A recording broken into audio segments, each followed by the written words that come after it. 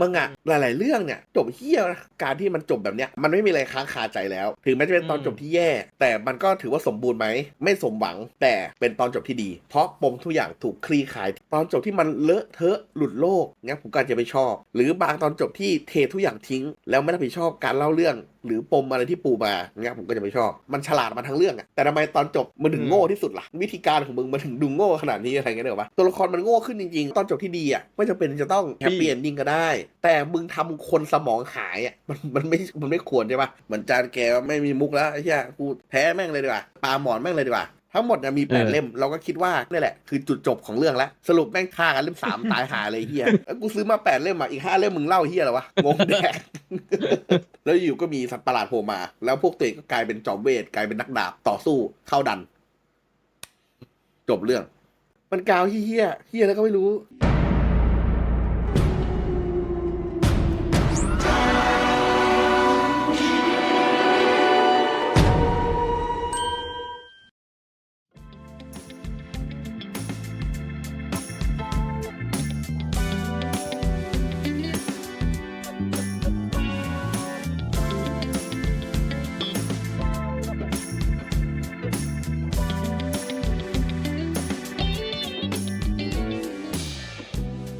พวกนี้นะสืบเรื่องจากที่เราพูดถึงเชิญซอแมนสัปดาห์ก่อนนะว่าเราไม่ชอบตอนจบเชิญซอแมนนะแล้วมันก็เลยทำให้ผมนึกถึง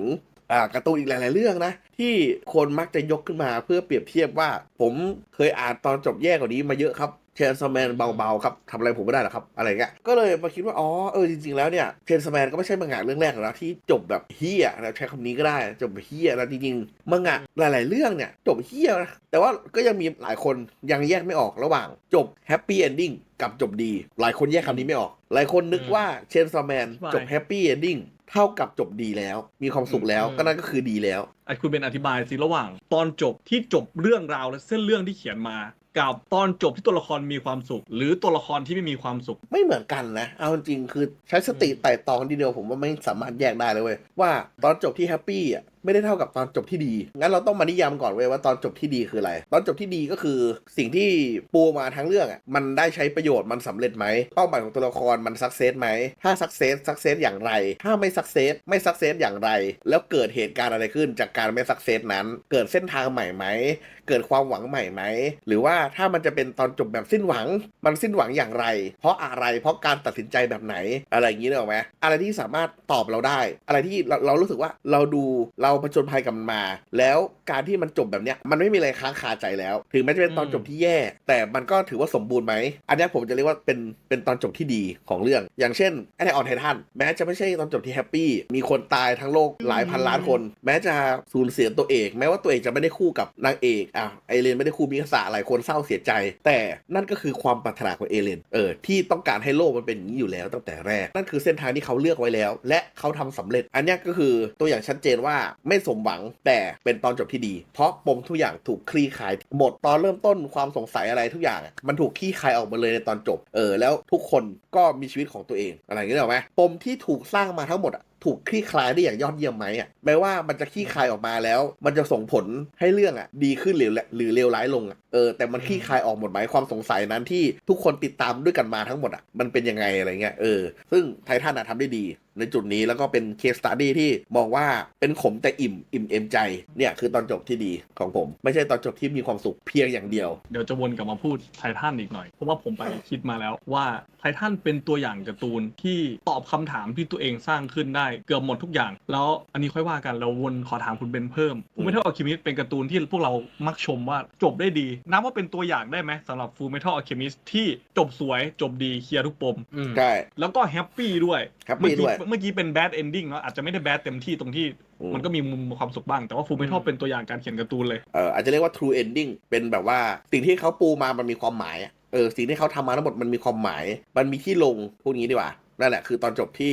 ดีของผมส่วนตอนจบที่แฮปปี้ก็เอาง่ายๆเชนซอแมนก็เป็นเคสสตัดดี้ที่ดีไม่เอาเฮียอะไรเลยแต่ว่าจบให้ตัวละครมีความสุขแบบไม่เอาเฮียอะไรแล้ว ปมที่ทุกคนตามมันมา 2-3 ปีเท ช่างแม่ง ทีเนี้ยฟูลเมทัลเนี่ยก็คือจบดีด้วยจบแฮปปี้ด้วยก็คือทุกคนมีความสุขด้วย และเคลียร์เป้าหมายทุกอย่างที่ปูมาตั้งแต่ต้น ตัวร้ายที่ปูมาตั้งแต่ต้นจบอย่างไร มีที่มาที่ไปอย่างไร พลังเล่นแร่แปรธาตุเกิดขึ้นมาอย่างไร แม่งตอบเราหมดเลย อะไรที่เราสงสัยแม่งตอบเราได้ทุกข้อ แถมยังมีตอนจบที่แฮปปี้เอนดิ้งตรงที่พี่น้องกลับมาอยู่ด้วยกันแต่งงานมีความสุขมีลูก มันก็เลยกลายเป็นตอนจบที่ดีด้วยแล้วก็แฮปปี้ไปด้วยภายในตัวมันตอบคำถามเลยนะมันเดินทางไปเพื่อเอาร่างน้องกลับมาพอเอาร่างน้องกลับมาเรื่องมันจบเลยเพราะว่ามันก็เคลียร์บอลไปด้วยไงใช่มันเปิดด้วยอะไรมันจบด้วยอันนั้นส่วนเซอร์วิสเราในฐานะคนอ่านที่ตัวละครมีความสุขไหมนั่นก็แล้วแต่เขาคนเขียนจะเขียนออกมาแบบไหนอาจจะมีลูกก็ได้หรืออาจจะไม่มีลูกก็ได้หรือเอาอาจจะไม่มีร่างกลับมาแล้วก็ได้นั่นก็เป็นการจบที่เจ็บปวดใช่ไหมแต่ว่ามันสตาร์ทด้วยอะไรมันจบด้วยอันนั้นมันเลยเป็นตัวอย่างในโลกการ์ตูนที่เปิดสวยปิดสวยเซอร์วิสคนอ่านด้วยการที่แบบมีลูกเอาครึ่งหนึ่งมาให้ฉันในขณะที่มันมีหลายอย่างมากในเรื่องนั้นอะที่มีดีเทลยุบยับที่มันจะมองข้ามหรือกระโดดข้ามก็ได้แต่ว่าอาจารย์วัวก็ยังกบปิดฟูลเมทัลทั้งหมดให้มันสวยงามอยู่ดีครับนั่นแหละนี่คือตอนจบที่ดีแต่ไม่ต้องกับแฮปปี้นะไม่เหมือนกันใช่ไม่เหมือนนะเมื่อกี้ถามคุณเบนไปแล้วใช่ไหมเดี๋ยวจะถามคุณโทชิไหนลองสมมุติเป็นวันพีซที่คุณโทชิเคยพูดว่าโอเคไหมถ้าลูฟี่เป็นเจ้าของโจรสลัดแต่เชิญเมื่อวานพี่เราคุยกันเรื่องนี้เล่นๆในรถยนต์แล้วก็พี่ชิวบอกว่าชินโซแมนเนี่ยถ้าแบบจบแบบชินโซแมนมันแย่นะสำหรับเราอย่างเงี้ยเพราะว่ามันเป็นการไม่เคลียร์ปมทุกอย่างก็เลยยกตัวอย่างเว้ยไอคนที่พอใจหมายถึงคนที่พอใจกับการจบแบบชินโซแมนอาจจะแฮปปี้กันไปแต่พวกกูไม่พอใจตรงที่มันไม่ได้เล่าปมต่างๆก็เลยยกตัวอย่างว่าอย่างเช่นแบบวันพีซเนี่ยลูฟี่โซโลซันจิทำเป้าหมายสักเซสทุกอย่างเจอออบูเป็นนักดาบมือหนึ่งลูฟี่ได้เป็นเจ้าแห่งโจรสลัดแต่โอดะเลือกที่จะไม่เล่าดีคืออะไรรถโพลิกิฟคืออะไรเลฟโพลิกิฟเผ่ามังกรฟ้าเผ่าต่างๆเลือกที่จะไม่เล่าโอดะปัดทิ้งเป็นมึงเซ็งป้าเบนใช่ไหมซึ่งเชนโซแมนเป็นแบบนั้นแหละวันพีชจบแบบที่ทุกคนคาดหวังทุกคนซักเซสหน้าที่ที่ตัวเองใฝ่ฝันมาตลอดแต่ปมที่โอดะปูมาเสือกไม่เล่าอย่างเงี้ยสำหรับผมก็ไม่แฮปปี้นะแต่ตัวละครแฮปปี้เหมือนเชนโซแมนเลยซึ่งมันคือเคสเดียวกับเชนโซแมนตรงที่เดนจิแฮปปี้เดนจิไม่ต้องทุกข์ทรมานอีกแล้วเห็นไหมพอย้อนกลับมาเราก็มาพูดกันเล่นๆในรถมันยังจะเรียกว่าตอนจบที่ดีได้อยู่ไหมใช่ถ้าเป็นวันพีชทำเหมือนเชนโซแมนผมก็ยังพูดคำเดิมว่าจบที่แล้วคุณเบนก็มองว่าจบไม่ดีแล้วกันมองว่าจบไม่สวยใช่ไหมเพราะว่ามันค้างคาถูกค้างคาใจซึ่งผมกับเบนพี่ชิวโดนด่าด้วยแบบว่าก็ตัวละครมีความสุขแล้วนี่จึงจะเอาอะไรอีกเราโดนด่าว่าก็ตัวละครมันมีความสุขแล้วคุณจะเอาอะไรเยอะจะเอาอะไรอีกก็นี่แหละคือสไตล์ของฟูจิโมโตะก็เป็นแบบนี้แหละสมมติเป็นสไตล์อาจารย์โอดะก็อาจารย์โอดะก็เปิดปมใหม่ๆแบบนี้ตลอดแหละใช่ไม่เคลียร์ก็ได้ต้องการให้ลูฟี่ได้วันพีชก็พอแล้วไม่ใช่หรอมันไม่เหมือนกันคุณอาจจะชอบแบบนั้นซึ่งมันไม่ผิดเว้ยอย่างพวกผมอาจจะใส่ใจเรื่องรายละเอียดดีเทลตรงที่เรื่องเล็กๆน้อยๆเราชอบเรื่องที่แบบเขาพยายามจะปูปมใหม่เราชอบให้เขาแบบเล่าพูดถึงนั่นมันดีสำหรับเราแต่คนอาจจะไม่ชอบซึ่งมันไม่ผิดแต่ส่วนตัวผมก็ยังมองเหมือนเดิมว่าถ้าวันพีชจะจบแบบที่ผมเล่าไปเมื่อกี้แม่งโคตรเหี้ยเลยนะผมก็ยังจะด่าเหมือนที่ผมด่าเชนซอแมนแน่นอนแต่ถ้ามันเป็นเรื่องเล็กๆน้อยๆอย่างโคเบนิที่มันไม่ได้เล่าว่ามันทำสัญญากับปีศาจอะไรอันนั้นเราสามารถมองข้ามได้แต่ถ้าปมไหนที่มันรู้สึกว่ามันเด่นในเรื่องแล้วเราสนใจกับมันมากๆหรือโฟกัสกับมันมากๆเราก็อยากรู้แต่ถ้าเลือกที่จะไม่เล่ามันก็แอบเสียดายเท่านั้นเองหวังว่าวันพีชจะไม่เป็นแบบนั้นไม่เป็นหรอกไซเบอร์พังเนี่ยไซเบอร์พังจบดีแต่ไม่แฮปปี้เอนดิ้งใช่แต่ไม่แฮปปี้เอนดิ้งเห็นไหมเจ็บปวดแต่ไม่แฮปปี้เอนดิ้งอันเนี้ยคุณน่าจะเริ่มแยกออกแล้วผมว่าจริงๆเขาแยกออกกันได้แล้วแต่ว่าไอ้ประเภทนี้ยังไม่ออกอันนี้เราเอ็ดูเคทเป็นพิเศษแต่ก็เราเข้าใจเพราะว่าคนมันไม่รู้มันก็มีซึ่งคนไม่รู้ก็คือไม่ผิดคนไม่รู้ก็ไม่เป็นไรคนไม่รู้ก็ไม่ปิดแล้วก็ไม่เป็นไรด้วยตามนั้นฮะก็เลยที่เราจะมาพูดคุยกันก็คือเรื่องที่ตอนจบเฮียนี่คือยังไงจบเฮียเลยความหมายของกูก็คือจบแบบปลาหมอน่ะก็คือไม่สนใจปมไม่สนใจแรงจูงใจตัวละครที่ปูมาทั้งเรื่องอยากจบแบบก็กูอยากจบมึงจะทำไมไอการเติบโตของตัวละครอะไรกูช่างแม่งก็กูอยากจบอย่างเงี้ยมึงจะทำไมกว่าประมาณนั้นหรือว่าคือมันมีหลายแบบคือหรือแบบอยู่ๆนิสัยตัวละครก็จากพัฒนาการมาไกลก็กลับไปเหมือนตอนแรกที่เพิ่งได้อ่านที่เราเพิ่งได้เจอมันอะไรเงี้ยหรือว่ามีความประหลาดหลายๆจุดแล้วกันที่แบบแม่งอะไรวะกูดูมันตั้งนานมึงจบนี้ได้ไงวะไอ้เหี้ยอะไรเงี้ยคือกูเชียร์มึงตั้งนานสมมติว่ามึงดูวันพีซแต่วันพีซแพ้มังกรฟ้าตายแบบเชียร์ลูฟี่แพ้มังกรฟ้าตาย มึงเซ็งป่ะมึงเซ็งป่ะไอ้เหี้ยถ้าแพ้ท่านอิมอ่ะท่านอิมกระทืบลูฟี่กระโหลกแตกอ่ะมึงเซ็งป่ะก็เลยนั่นแหละก็คือตอนจบที่ไม่ค่อยเป็นที่น่าพอใจนักนี่แหละเราก็เลยจะมาพูดคุยเกี่ยวกับตอนจบที่ไม่ดีอ่ะแบบไม่ดีอย่างน้อยไม่ดีก็คือในมุมมองของผมแล้วกันที่ผมก็จะมีเกณฑ์ของผมอยู่ว่าอันไหนคือดีหรืออันไหนไม่ดีสำหรับผมซึ่งแต่ละคนก็มีเกณฑ์ไม่เหมือนกันนะเพราะว่ามันเป็นเรื่องของฟีลลิ่งละแต่น้อยผมก็มีหลักของผมอยู่ว่าที่ผมตามมาอยู่เนี่ยผมต้องรู้ว่าผมตามอะไรอยู่ซึ่งแต่ละเรื่องมันก็ไม่เหมือนกันนะเพราะนั้นอาจจะพูดเป็นเกณฑ์กลางตอนจบที่มันเลอะเทอะหลุดโลกเนี่ยผมก็จะไม่ชอบหรือบางตอนจบที่เททุกอย่างทิ้งแล้วไม่รับผิดชอบการเล่าเรื่องหรือปมอะไรที่ปูมาเนี่ยผมก็จะไม่ชอบก็จะเป็นประมาณนี้เพราะฉะนั้นเรามาเริ่มกันเลยแล้วกันก็คือเรื่องแรกเนี่ยที่รู้สึกว่าจบได้แบบไม่ค่อยน่าพอใจสักเท่าไหร่ก็คือเรื่องลูกโอชิไอเกิดใหม่ลูกโอชิเนี่ยสังเกตมาว่ายิ่งทำแม่งกระแสแม่งยิ่งหายว่ะเพราะอะไรรู้ไหมเพราะตอนจบแม่งเฮี้ยทุกคนแม่งรวมความเห็นว่าตอนจบแม่งเฮี้ยมากเรื่องนี้เนี่ยผมชอบมากผมขอเกริ่นอย่างนี้ก่อนนะเกิดใหม่เป็นลูกโอชิเนี่ยเป็นอีกหนึ่งเรื่องยุคใหม่แล้วนะที่ผมรู้สึกว่าผมชอบมากจริงๆแล้วมันคือเรื่องราวที่เกี่ยวกับการตีแผ่ด้านมืดของวงการบันเทิงญี่ปุ่นเว้ยที่ไม่ใช่แค่ไอดอลด้วยคือมันเปิดมาเป็นประเด็นไอดอลใช่ไหมว่าแบบไอดอลต้องมีภาพลักษณ์สดใสไอดอลต้องมีภาพลักษณ์ที่แบบงดงามเหมือนผ้าขาวอะไรเงี้ยเป็นเด็กสาวผู้มีความฝันไม่เคยผ่านผู้ชายใดๆแต่เรื่องเนี้ยแม่งก็เปิดมาเลยไอดอลผู้เยาว์ท้องด้วยเปิดมาปุ๊บแม่งผิดทุกอย่างอะแต่ว่านี่คือไอดอลที่ดังที่สุดในประเทศในตอนนั้นแม่งเปิดเรื่องมาแบบแรงตอนแรกก็คิดว่าจะเล่นแค่ประเด็นของไอดอลที่ว่าน้องๆอยากเป็นไอดอลน้องอยากเป็นนักแสดงอาจจะต้องเจอความยากลำบากตามแม่ไปนะอะไรอย่างนี้แต่ว่าพอเรื่องดำเนินไปเนี่ยเราก็จะเห็นแล้วว่าอ๋อนี่มันไม่ใช่การตีแผ่ไอดอลเว้ยแต่มันเป็นการตีแผ่ด้านมืดหรือวิธีการทำงานบางอย่างของคนญี่ปุ่นโดยเล่าผ่านคาแรคเตอร์วัยรุ่นกลุ่มนี้ที่จะมีทั้งรายการเรียลลิตี้ที่ทำให้นักแสดงฆ่าตัวตายเพราะโดนรายการขยี้บทให้กลายเป็นตัวร้ายให้รับบทเป็นตัวร้ายแบบที่แบบไม่อยากจะเป็นด้วยซ้ำอย่างอาคาเนะอะไรเงี้ยที่แบบตัวเองรู้สึกว่าตัวเองด้อยค่ากว่าเพื่อนเขาแสดงแล้วแบบทำให้รายการดูมีสีสันดูสนุกแต่ตัวเองจืดก็เลยอยากที่จะสร้างสีสันให้รายการแต่การอยากสร้างสีสันให้รายการมากเกินไปนำพาไปสู่ผลลัพธ์ที่เลวร้ายนิ้วไปข่วนเพื่อนทำให้กล้องแม่งจับแล้วเอาไปขยี้ว่าแบบนี่มึงอยากแย่งผู้ชายถึงขนาดเอานิ้วไปข่วนเพื่อนเลยเหรอหรืออะไรประมาณเนี้ยผมไม่ชัวร์จำไม่ได้แต่ว่าประมาณนั้นอะทำให้แบบข้อความในอินเทอร์เน็ตใน X อะไรเงี้ยเข้าใจว่าแบบโอ้โหทุกคนเกลียดอาคาเนะเป็นอย่างมากโอ้โหจนแบบเรื่องแม่งแย่ไปเรื่อยแล้วสิ่งเนี้ยมันก็รีเลทไปสู่ความจริงด้วยใช่ไหมที่เป็นพวกรายการเรียลลิตี้เกาหลีอ่ะผมจำชื่อรายการไม่ได้แต่ที่มันจะมีเหมือนคนที่เป็นนักมวยปั้มหรือเปล่าครับที่แบบว่าเขาอยู่ในรายการเขาเหมือนเป็นตัวร้ายเลยอ่ะรายการก็ตัดต่อให้เขาเหมือนตัวร้ายแล้วเขาก็ได้รับคำด่ามากมายในอินเทอร์เน็ตสุดท้ายเขาก็จบชีวิตตัวเองลงเพราะว่ารับคำด่าพวกนี้ไม่ไหวต่อไปแล้วอะไรเงี้ยมันแสดงให้เห็นถึงด้านมืดของอินเทอร์เน็ตแล้วก็รายการเรียลลิตี้ครับหรือจะเป็นเรื่องเด็กเส้นหรือจะเป็นเรื่องการดัดแปลงผลงานจากมังงะมาเป็นละครเวทีทำยากขนาดไหนทำไมถึงทำยากเกิดอะไรขึ้นมันพูดถึงกันกี่ฝ่ายผมชอบเรื่องนี้ตรงที่ว่ามันตีแผ่เรื่องวงการบันเทิงออกมาได้หลายแง่มุมมากนะครับผ่านความแฟนตาซีของเนื้อเรื่องแล้วก็ความเป็นสืบสวนของมันในการตามหาพ่อเนาะว่าใครเป็นพ่อที่แท้จริงกันแน่แล้วเรื่องเนี่ยมันก็ดำเนินอย่างเงี้ยไปเรื่อยๆผมก็ผมเอนจอยมีความสุขมากสนุกมากอ่านไปเรื่อยๆดูไปเรื่อยๆจนกระทั่งเรื่องราวเนี่ยมันมาถึงตอนใกล้จะจบเนี่ยแหละว่าอันนี้สปอยนะช่วงหลังเนี่ยมันจะมีการทำสารคดีเกี่ยวกับโฮชิโนะไอขึ้นมาโดยอควาเป็นผู้กำกับมั้งหรือไม่ใช่โดยที่อควาก็เป็นนักแสดงในนั้นด้วยมีทั้งอควาทั้งรูบี้ทั้งไอ้พวกเนี้ยเป็นนักแสดงภายในเรื่องหมดเลยเพื่อที่จะทำหนังเรื่องนี้ขึ้นมาเพื่อให้ไอ้คนเป็นพ่อมาดูหรืออะไรประมาณเนี้ยนะครับซึ่งเรื่องราวก็เป็นแบบโอ้โหไคลแม็กซ์ที่น่าสนใจมากแล้วก็เราจะได้เห็นว่าตัวร้ายเนี่ยมันถูกสร้างขึ้นมาให้กลายเป็นตัวร้ายได้ยังไงไอตัวพ่อของอควาเนี่ยชื่ออะไรนะคามิกิใช่ไหมคามิกิเนี่ยทำไมถึงได้กลายเป็นโรคจิตทำไมถึงได้กลายเป็นคนที่เลวร้ายขนาดนั้นมันไม่ใช่คนที่อยู่ๆกลายเป็นคนร้ายอ่ะแต่มันคือคนที่ถูกสังคมบันเทิงสร้างให้กลายเป็นคนร้ายเช่นเดียวกั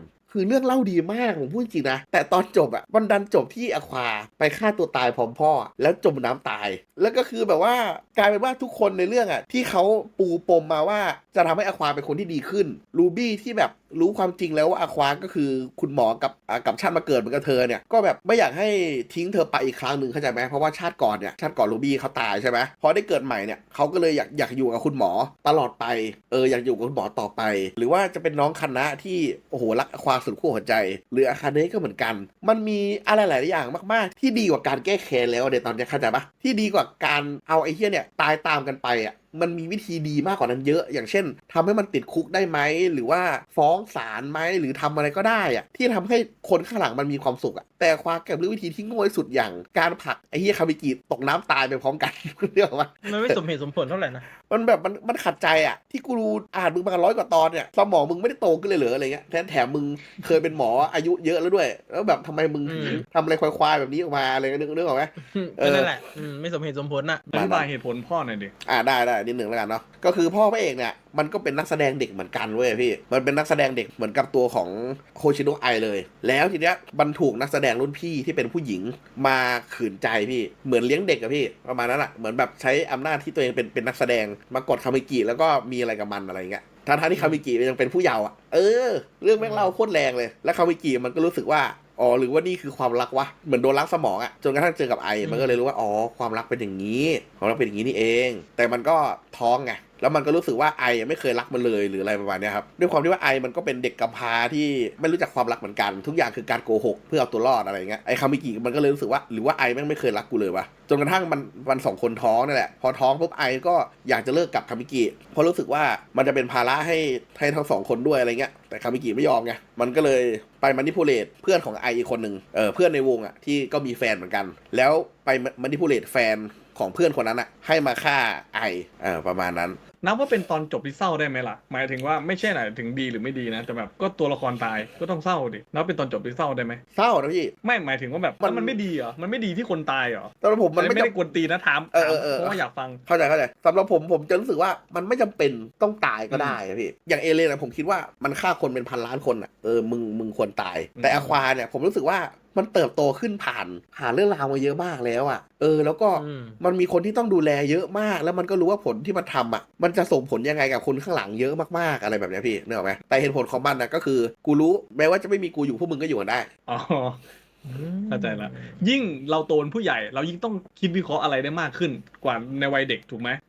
ลองคิดภาพว่าพ่อแม่ลูกอยู่ด้วยกันสมมตินะแต่พ่อต้องไปตายวันนี้พ่อสมมติพ่อโดนเลือกให้ไปตายวันนี้แต่พ่อมีสิทธิ์ที่จะไม่ไปก็ได้นะแต่พ่อบอกกูจะไปกูจะไม่ตายเพราะกูรู้ว่าไม่มีกูอยู่พวกมึงก็อยู่ได้เข้าใจน้ำหนักมันไม่มากพอเข้าใจ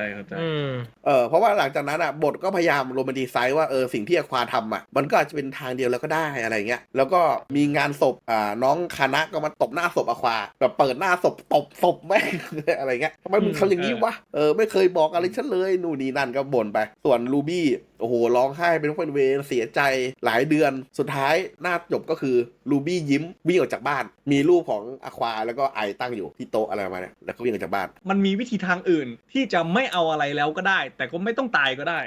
มีหลายทางว่าคือชีวิตนี้ไม่เอาเหี้ยอะไรแล้วก็ได้แต่ก็ไม่ได้หมายความว่ามันจะต้องจบชีวิตลงตรงนี้แบบนั้นใช่ปะ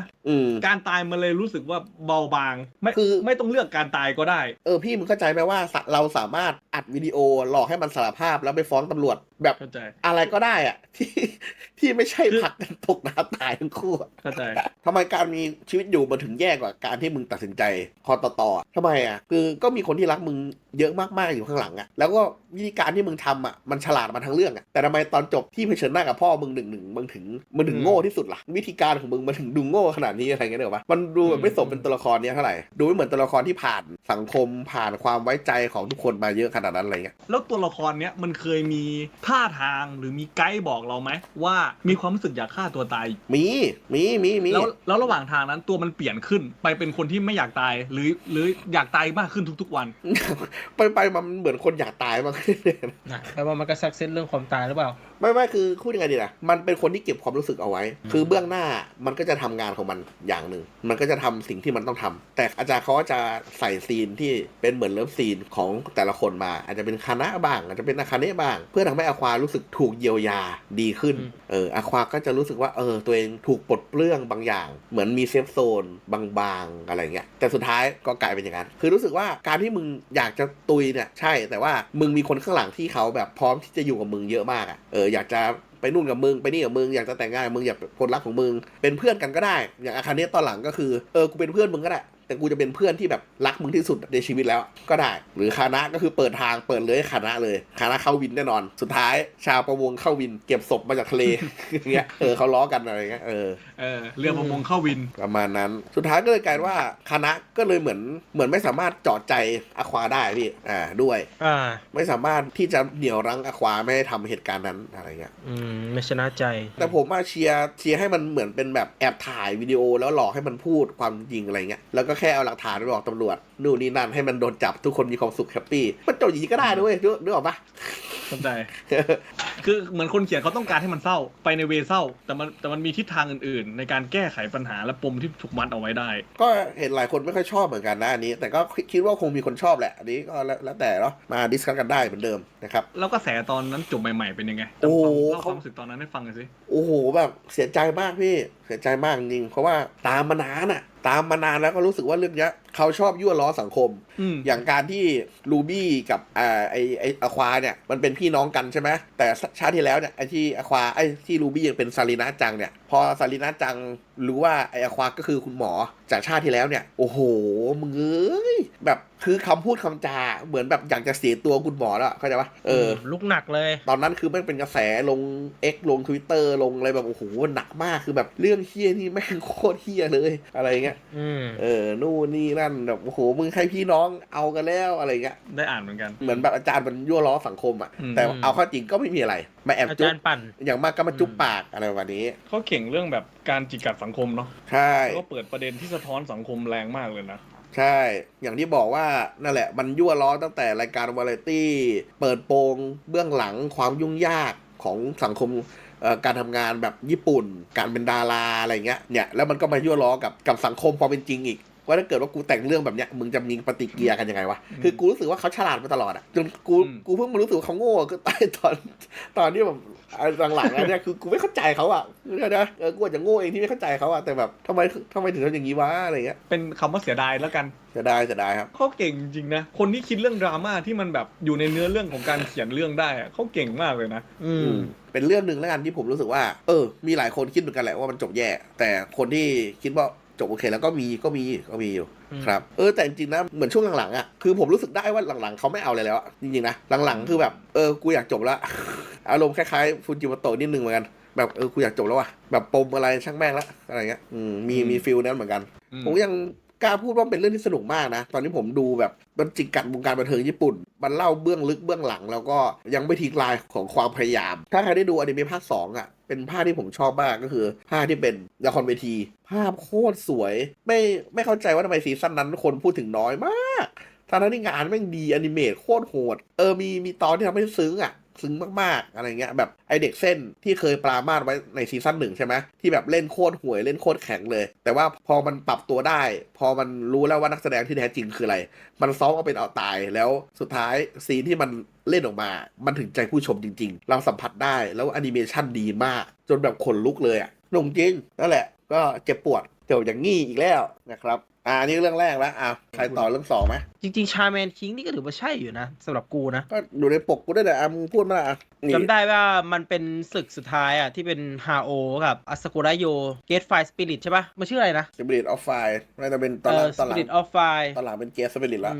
ก็คือต้องบอกงี้ชาแมนคิงเนี่ยมันไม่ได้แย่แค่ตอนจบเว้ยแต่ช่วงหลังเนี่ยมันค่อนข้างจะแย่เพราะว่ามันมีเมตา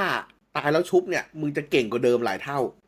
โดยที่ไม่ต้องฝึกมันเลยจะมีไอตอนแรกๆป้าที่เขาให้ไอพวกตัวเอกเข้าไปในถ้ำอะไรไม่รู้อะแล้วพอออกจากถ้ำมาพลังมันจะเยอะขึ้นหลายเท่าเพราะว่าไอถ้ำนั้นมันเหมือนแบบจะทำให้แบบฟิลเหมือนเกือบตายหรืออะไรสักอย่างนะครับแล้วพอกลับมามันจะเก่งแล้วมันใช้เมตาเนี้ยตลอดทั้งเรื่องก็คือมันจะมีฉากที่แบบพวกตัวเอกทุกคนอะตายหรือเฉียดตายทุกคนแล้วพอกลับมาพลังมันจะตื่นขึ้นแบบก้าวกระโดดแบบไม่ต้องฝึกเป็นอย่างนั้นเล่ม12มั้ง12เลยเหรอจำไม่ได้นั่นแหละพอมันเป็นอย่างนั้นมันก็ไม่สนุกแล้วมึงเข้าใจไหมมันไม่ได้ผ่านการฝึกที่เข้มข้นมันไม่ได้เจอพลังใหม่โดยบังเอิญมันไม่ใช่แบบว่าการฝึกลากเลือดเพื่อได้มา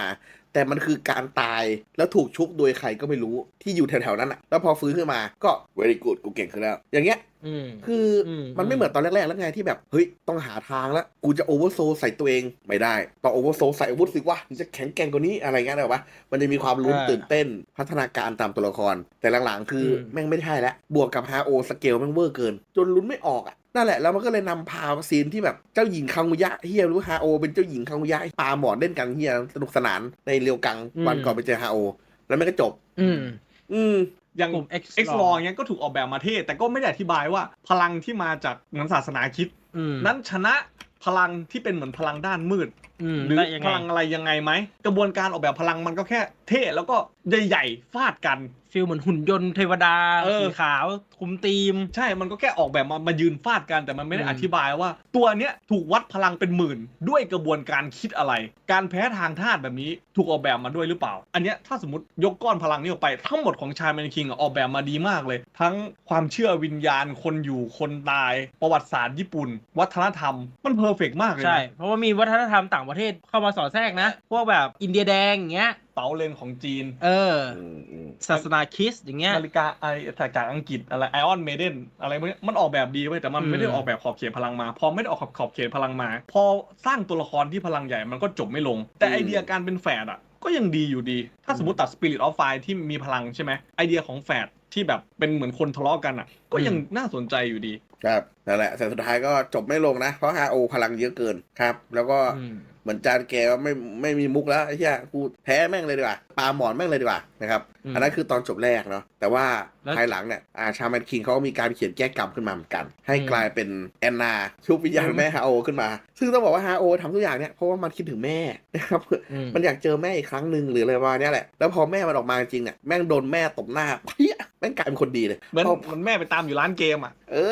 แม่งตบเพี้ยทำเฮี้ยอะไรของมึงเนี่ยฮะพลังของมึงมีเยอะแยะมากมายทำไมถึงใช้ในทางที่มันผิดฮะใช้ให้มันถูกดิพลังของมึงอ่ะ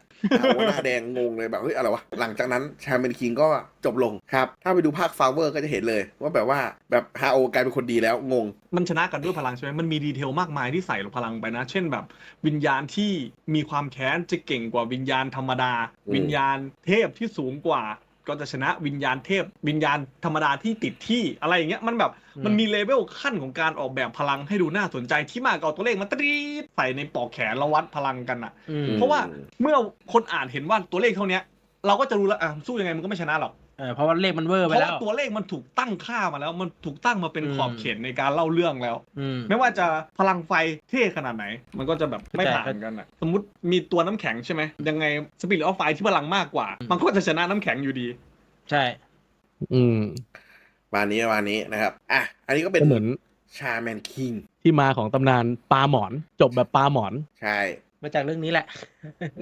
อันนี้แนะนำก่อนนี้อันนี้พี่เอิร์ธธนุดันนะครับสวัสดีครับสวัสดีครับสวัสดีครับผู้ภาคเดนจิภาคไทยนะฮะภาคอิตาโดริยูจิภาคใครพี่ภาคบาคุโกภาคอีกมากมายใช่มีเอเลนด้วยเพิ่งลงเมื่อวันก่อนเพิ่งลงรูปไอ้นี่ไปเนี่ยรวมแมปป้าที่รวมพระเอกแมปป้าตัวละครสุดโหดเราไปถามเดนจิบ้างว่าเดนจิรู้สึกไงบ้างครับกับการที่อาจารย์ฟูจิโมโตะจบเรื่องแบบนี้ครับเชนซอมแมนอย่างนี้ครับด้วยความสัตย์จริงเลยนะครับผมสาบานเลยนะผมรู้สึกว่าแบบเฉยๆหมายถึงแบบว่าโอเคไอ้เหี้ยอย่างเงี้ยแบบมันคือด้วยความที่เราผ่านฟูจิโมโตะมาเยอะเหมือนกันไงหมายถึงผ่านมาหลายเรื่องมันอาจจะเป็นแบบกูคงคาดหวังไปเองว่าไอ้เรื่องเหี้ยนี่มันจะจบดีเป็นภูมิเพราะว่าใช่แล้วแบบพอมันจบงี้ปุ๊บมันแบบเหมือนเราโดนตบหน้าแล้วพวกไอ้เหี้ยก็ฟูจิโมโตะนี่หว่าอย่างเงี้ยแล้วกูคาดหวังอะไรวะอะไรเงี้ยคือผมเข้าใจพี่นะเพราะเรารู้สึกว่าเราระแวงไอ้หมอเนี่ยมานานแล้วแต่พอเป็นเชนซอมแมนมันดำเนินมาดีขนาดเนี้ยเราก็คิดว่าหรือคนเรามันจะเปลี่ยนแปลงตัวเองได้วะแต่พอใช่จนเราลืมของเก่าๆของเขาไปเลยเว้ยสุดท้ายตรงหน้าดังเพลี้ยกูยังเป็นคนเดิมจริงๆสำหรับใครที่เพิ่งเสพงานของอาจารย์ฟูจิโมโตะเชนซอแมนเป็นเรื่องแรกนะครับผมแนะนำไฟล์พันอีกเรื่องนึงครับคุณไปอ่านนะโหแม่งตั้งแต่ต้นยันจบนะวางไม่ลงวางลงตอนจบแล้วก็วางลงก็แบบไม่หยิบไปเลยเมื่อกี้กูอ่านอะไรไปวะนี่กูดูอะไรอยู่เนี่ยเพื่อความแน่ใจอ่านอีกรอบดีกว่าวะเขาบอกว่าอธิบายไฟล์พันหน่อยได้ไหมครับพอดีไม่ได้ดู โอเคครับมาเดี๋ยวผมอธิบายคร่าวๆเลยแล้วกันนะครับก็คือเรื่องราวของไฟพันธุ์เนี่ยมันจะเป็นเรื่องราวในยุคน้ำแข็งครับซึ่งยุคน้ำแข็งเนี่ยเขาบอกว่ามันเกิดขึ้นมาจากผู้มีพลังพิเศษคนหนึ่งที่ชื่อว่าแม่มดน้ำแข็งเป็นแบบผู้มีพลังพิเศษที่ทำให้โลกโดนแช่แข็งไว้แล้วหลังจากนั้นเนี่ยมันก็จะมีเหมือนแบบผู้มีพลังพิเศษเกิดขึ้นมาเรื่อยๆแนว X-Men ละกันพระเอกกับน้องสาวเนี่ยเขาก็มีพลังพิเศษเหมือนกันนั่นก็คือพลัง Healing Factor เมื่อโดนตัดแขนตัดขาเขาจะงอกชิ้นส่วนที่โดนตัดขึ้นมาได้เว้ยโดยที่พลังการ Healing Factor เนี่ยเร็วไม่เท่ากันอย่างพระเอกเนี่ยถ้าโดนตัดปุ๊บแขนงอกปั๊บแต่ถ้าน้องสาวโดนตัดแขนปั๊บกว่าแขนจะงอกเนี่ยใช้เวลาประมาณ1สัปดาห์ถึงจะงอกแบบสมบูรณ์คือมี Healing เหมือนกันแต่ Healing แรงไม่เท่ากันแต่เจ็บนะเจ็บแบบโดนตัดแขนตัดขาเงี้ยเจ็บหมดทีนี้ด้วยความที่ว่าหมู่บ้านที่พระเอกอยู่เนี่ยเขาอยู่ได้ด้วยการกินแขนของพระเอกเว้ยเพราะทุกๆวันพระเอกจะต้องให้เหมือนกับคนในหมู่บ้านมาตัดแขนของเขาเพื่อไปเป็นเสบียงตุนให้กับชาวบ้านเพราะเนื่องหมายว่ายุคน้ำแข็งแบบหิมะปกคลุมมันไม่มีอะไรกินสัตว์อะไรตายหมดนะครับเพราะฉะนั้นก็คือได้กินแขนพระเอกทุกๆวันเนี่ยเป็นอะไรที่สุดยอดที่สุดแล้วนะครับเป็นหมู่บ้านที่แบบประเสริฐสุดๆแต่ทีนี้เนี่ยความสงบสุขมันก็อยู่ได้ไม่นานนะฮะมันมีหน่วยล่าแม่มดน้ำแข็งโผล่ออกมาขี่เฮลิคอปเตอร์มาเลยและไอ้หน่วยเนี้ยมันจะทำตัวเหมือนมาเฟียก็คือจะขอปล้นเสบียงเพื่ออ้างว่าจะใช้ไปกำจัดแม่มดน้ำแข็งให้ไงขอเสบียงหน่อยโว้ยอะไรเงี้ยโดยที่ชาวบ้านก็ไม่ยินยอมมันก็ไอ้หน่วยแม่มดน้ำแข็งพวกเนี้ยมันก็ไปหามาปรากฏว่าเจอแขนคนเต็มไปหมดเลยมันก็ตกใจว่าเฮ้ยทำไมแขนคนเต็มไปหมดเลยวะเนี่ยพวกมึงแดกคนกันหรอวะทีนี้มันก็เลยเอาไปรายงานกับหัวหน้าของมันเนี่ยชื่อว่าโดมะนะครับไอ้โดมะก็เป็นผู้มีพลังพิเศษเหมือนกันก็คือเป็นผู้ใช้ไฟนะครับให้นึกภาพเหมือนเพลิงสุริยันที่ไฟเนี่ยจะดับก็ต่อเมื่อสิ่งมีชีวิตนั้นไม่มีชีวิตแล้วไอ้โดมะเนี่ยมันก็เลยใช้ไฟเนี่ยเผาทั้งหมู่บ้านทิ้งเลยเพราะรู้สึกว่าหมู่บ้านเนี่ยแม่งกินเนื้อคนแม่งนอกรีดก็เลยทำให้คนทั้งหมู่บ้านตายหาหมดรวมถึงน้องสาวพระเอกด้วยที่มี healing factor แต่ฮิวไม่ทันเพราะฮิวช้านะครับแต่พระเอกเนี่ยแม่งฮิวเร็วแล้วคำพูดน้องสาวก่อนตายแม่งบอกว่าพี่จงมีชีวิตอยู่ต่อไปทำให้พี่เนี่ยไม่ยอมหยุด healing factor ของตัวเองแล้วก็นอนทุรนทุรายอยู่บนขี่พื้นหิมะอย่างนั้น2 ปีโดยที่ขยับตัวอะไรไม่ได้เลยนอนทุรนทุรายอย่างนั้นให้ไฟลุกพอไฟมันเผาพระเอกก็รีเจนไฟเผาพระเอกก็รีเจนจนพระเอกกลายเป็นสภาพนี้นะครับก็คือทางล่างกลายเป็นไฟของโดมะที่ติดตัวมันพร้อมๆกับที่พระเอกฮิลลิ่งสู้ตลอดเวลาเป็นแบบไฟแห่งความเจ็บปวดอย่างถึงที่สุดประมาณเนี้ยตลอดเวลาแล้วมันก็คิดจะไปแก้แค้นไอโดมะนี่ให้จงได้ที่ทำให้ทุกอย่างมันเลวร้ายแบบนี้ที่ฆ่าน้องสาวมันที่ทำให้มันติดไฟแบบนี้อะไรแบบนี้ครับนี่คือเรื่องย่อผมให้พี่เลยส่วนตัวนะผมรู้สึกว่าไฟพันนี่แม่งไปลึกกว่าเชนซอแมนแต่ผมว่าแบบไฟพันแม่งจบดีกว่าเว้ยในความคิดเห็นผมนะผมว่าไฟพันแม่งจบดีกว่าเชนซอแมนตรงที่ว่าอย่างน้อยการแก้แค้นตอนต้นเรื่องมันจบไปเลยเว้ยแล้วก็ที่เหลือถือว่าเป็นกำไรของผมแล้วกันผมได้เห็นโลกแม่มดน้ำแข็งคือเฮียอะไรวะอย่างเงี้ยอันนี้คือปมใหญ่ใช่ไหมที่เหมือนแบบเราต้องกำจัดแม่มดน้ำแข็งเพื่อหยุดมันแต่มันก็เฉลยว่าไม่มีนะไม่มีแม่มดน้ำแข็งนะมันทิ้งแม่มดน้ำแข็งทิ้งอะไรไปแล้วก็ไปสู้กับไอ้ซันไอ้ซันแล้วก็ลัทธิกลายเป็นอะไรก็ไม่รู้นะไปซับพล็อตไปเยอะไปเรื่อยไปมั่วซั่วหมดแล้วตอนท้ายก็เป็นทุ่งข้าวสาลีมานั่งคุยกันอยู่ต้นไม้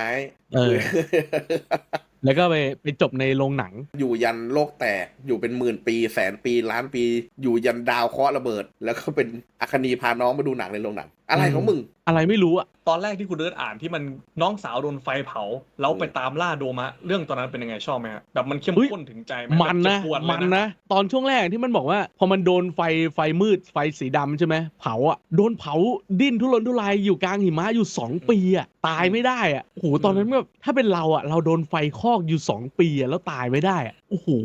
กูจะเป็นยังไงวะกูทรมานขนาดไหนวะในเรื่องมันไม่ได้บอกว่าแค่โดนไฟเผานะด้วยความที่ไฟมันเผาแบบมันใช้ออกซิเจนเป็นเชื้อเพลิงใช่ไหมกลายเป็นว่าแม่งหายใจไม่ได้ด้วยตอนโดนเผาเฮ้ยมึงต้องทรมานเบอร์ไหนวะคุณเอิร์ธคิดว่าตอนจบของเรื่องเนี้ยมันจะจบตรงที่โดมะไหมเพราะว่ามันตามหาโดมะใช่ใครก็คิดใช่คือตอนจบคือมันแก้แค้นเสร็จแล้วแล้วก็แบบไอ้เหี้ยแล้วยังไงวะเพราะว่าเรื่องมันเปิดมาแค่นั้นมันเปิดมาด้วยการแก้แค้นของอาคานีที่ไปตามหาโดมะแล้วพอไปในเมืองที่โดมะอยู่ก็อาจจะมีบอสที่สั่งการโดมะแล้วก็น่าจะจัดการบอสแล้วมันก็จะจบเท่านั้นใช่ป่ะหมายถึงระหว่างทางที่คุณเอิร์ธอ่านหรือว่าคุณเอิร์ธคิดแบบมันจะไปไกลมากกว่านี้ไม่ได้คิดอะไรเลยคืออ่านเราไม่ได้คาดคะเนอะไรเลยอ่านไปเรื่อยๆอะไรเงี้ยถึงโดมะถึงฆ่าอะไรเงี้ยมันก็แบบไอ้เหี้ยใกล้จะจบแล้วแหละ แต่ปรากฏว่าไอ้เชี่ยแม่งมีต่อ แล้วพอไปถึงต้นไม้เป็นยังไงพอมันหลุดโดมะไปแล้วมันเป็นต้นไม้แล้ว อันนี้คือแบบไอ้เหี้ยอะไรวะกูกำลังดูอะไรอยู่เนี่ยอะไรวะมันจะไปสุดตรงไหนวะมึงจะกำลังจะไปไหนเนี่ย คือยังไงก็ได้เว้ยแค่มึงจบให้มันลงกับที่มึงปูมา แต่แค่รู้สึกว่าไอ้ไฟพันก็จบไม่ลง ไม่ค่อยลงเหมือนกัน แต่ไม่ได้แย่เท่าเชนซอแมนเพราะผมรู้สึกว่าคอไอเดียของมันอ่ะมันคือการล้างแค้นอ่ะแล้วก็การมีชีวิตอยู่ของไอ้อัคนีไปแล้วอ่ะบวกกับช่วงหลังเนี่ยซับพล็อตเต็มไปหมดเลยแต่ซับพล็อตมันก็คือซับพล็อตอ่ะแต่แค่ไม่คิดว่ามันจะจบแบบอะไรวะทุ่งข้าวสาลีถ้าเกิดว่าโลกอบอุ่นขึ้นแล้วมันจะเป็นยังไงนะเฮียแล้วก็จินตนาการไปเรื่อยเลยแล้วก็โลกก็แตกแล้วอยู่เป็นหมื่นปีแสนปีเฮียอะไรมันก็แตกไปเรื่อยทุกเรื่องอ่ะผมเชื่อว่าอาจารย์แกแม่งไม่ได้ตัดจบหรอกแม่งจงใจแหละมันกวนตีนอ่ะมันกวนตีนอ่ะทั้งหมดเนี่ยมี8 เล่มเราก็คิดว่าการล่าโดมะนี่แหละคือจุดจบของเรื่องแล้วสรุปแม่งเจอโดมะเล่ม3ฆ่ากันเล่ม3ตายหาเลยเฮียกูเว้งเลยอ่ะกูซื้อมา8 เล่มอ่ะอีก5 เล่มมึงเล่าเฮียอะไรวะงงแดกนั่นแหละครับพอตั้งแต่เล่ม4ขึ้นไปมันก็เล่าเรื่องไปเรื่อยไปเปื่อยเดี๋ยวไออะไรนะพระเอกอัคนีเจอคนที่หน้าตาเหมือนน้องสาวของมันไปอาศัยอยู่ในบ้านนั้นแต่จริงๆแล้วมันก็ไม่ควรไปอยู่ในบ้านนั้นเพราะมันก็ฆ่าคนไปเยอะอะไรก็ไม่รู้อะไรเงี้ยแม่งก็วนเวียนเป็นวัฏจักรเป็นความแค้นวนกันไปเฮียอะไรก็ไม่รู้แบบโอ้โหสอนธรรมะแล้วก็มีความปรัชญาแล้วก็แม่บนน้ำแข็งคืออะไรมีจริงไหมเฮียรู้ตั้งคำถามกับเราคนอ่านแม่งปรัชญาสูงจัดอ่ะประมาณนั้นครับ แล้วก็ตอนจบก็บางคนก็ไม่ชอบเลยบางคนก็รู้สึกว่าจบได้ดีอะไรเงี้ยก็ค่อนข้างเสียงแตกได้ตีความไปด้วยได้แบบมันคืออะไรเงี้ยเพราะตอนจบคือมึงนึกไม่ถึงอ่ะผมเฉลยเลยแม่งโลกแตกเว้ยคือมันไม่ได้โลกแตกแบบธรรมดานะแต่ว่าไอ้พระเอกอ่ะไอ้อัคนีอ่ะมันมีชีวิตยืนยาวมากครับยืนยาวมากซะจนโลกแตกแต่มันยังไม่ตายอ่ะโลกอยู่เป็นหมื่นเป็นแสนปีอ่ะอยู่จนโลกระเบิดอ่ะมันยังไม่ตายมันก็ลอยอยู่ในอวกาศต่อมันก็ลอยอยู่ในอวกาศต่อแล้วก็กอดกันกับน้องสาวแล้วก็พูดคุยกันน้องสาวนี่คือน้องสาวตายไหมมันไม่ใช่น้องสาวจริงๆด้วยซ้ำน้องสาวมันตายแต่ตอนหนึ่งแล้วแต่เป็นคนหน้าตาเหมือนน้องสาวมันเป็นคนหน้าตาเหมือนน้องสาวที่มีพลังฮิลลี่เฟกเตอร์เหมือนกันไม่ที่มีพลังอย่างอื่นแล้วก็ฮิลลี่เฟกเตอร์ด้วยเป็นไงน่าจะใช่นะถ้าจำไม่ผิดมึงอึ้งจำไม่ค่อยได้หนึ่งอ่ะมึงไม่มีทางเดาว่ามันจะจบแบบนี้ได้จริงอันนี้จริงคือถ้าเป็นการ์ตูนแบบโชเน็นทั่วไปอ่ะเรารู้อยู่แล้ว1 2 3 4แต่ไอ้เนี้ย1 2 3 88 97อะไรเงี้ยแบบอะไรวะคุณเอิร์ธก็พูดเหมือนกันกับผมเลยผมเคยพูดก่อนนั้นเนี้ยสมมติเรื่องอื่นมัน1 2 3 4 5 6เรื่องนี้จบ Z X Y Z มันไม่ลงเลขด้วยซ้ำเข้าใจละมึงเปิดมาด้วยเลขแต่มึงปิดท้ายด้วยภาษาอังกฤษใช่มันไปเบน่ะได้ไงวะแต่จริงๆอยากแนะนำให้คนอ่านกันเยอะๆนะ อยากเห็นคนเหวอตอนเชนซอแมนจบอะแล้วแบบหลายคนที่แบบว่าเหมือนเพิ่งมาตามเชนซอแมนใช่ไหมแล้วแบบโหแม่งพิมพ์ด่ากันใหญ่เลยแบบนั่งอ่านแล้วแม่งมันดีว่ะนี่แหละความรู้สึกตอนที่กูอ่านไฟพันจบครั้งแรกๆเนี่ยมันเป็นประมาณนี้แหละแล้วหาเพื่อนด่าแล้วคุณเอิร์ธคิดว่าไฟพันกับพิซซ่าแมนอันไหนจบดีกว่ากันไม่ได้หมายถึงตัวละครแฮปปี้นะแต่หมายถึงตัวเรื่องที่มันเขียนผมว่าไฟพันมันก็ยังแบบมันยังดูลงสโลปสวยกว่านึกภาพว่าเป็นบันไดใช่ไหมสมมุติว่าของไฟพันเนี่ยบันไดมันก็เอียงแบบเอียงเป็นทางลาดลงธรรมดาอะไรเงี้ยแต่ว่าเชนซอแมนอ่ะมึงแบบ90 องศาทางลาดมึงอ่ะกราฟของเชนซอแมนอยู่ดีๆมึงก็หักแบบอยู่ดีๆมึงก็ตกอ่ะเชนซอแมนมันมีความแบบพืดนิดนึงแบบอย่างน้อยมันก็เคลียร์โดมะแล้วเนาะที่มันตามหาโดมะแต่ว่าถ้าถามผมนะผมว่าตอนจบตอนพาร์ทแรกมันก็กำลังสวยเลยนะเชนซอแมนอ่ะใช่สวยสวยเลยคือถ้าเกิดพาร์ท 2มึงจะไม่เฉลยอะไรเพิ่มเติมอ่ะมึงจบแค่1ก็ได้อ่ะ